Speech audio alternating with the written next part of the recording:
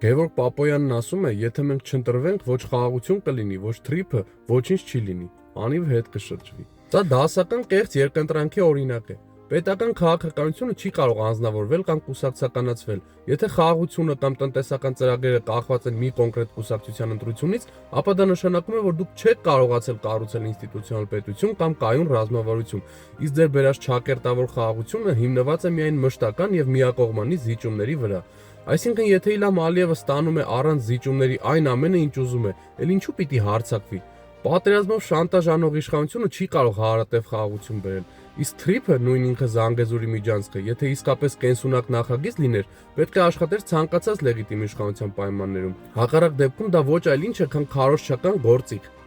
Երբ Պապոյանն ասում է մենք չլինենք, ոչինչ չի լինի, իրականում նա խոստովանում է իրենց ամենախորը ձախողումը։ Իրենք պետություն չեն կառուցել, այլ կախվածության համակարգ են ստեղծել։ Եթե խաղաղությունը պահվում է ոչ թե պետության ուժով, այլ իշխանության գոյությամբ, ապա դա խաղաղություն չէ, դա պարզապես ժամանակավոր դադար է մինչև հաջորդ պարտադրանքը։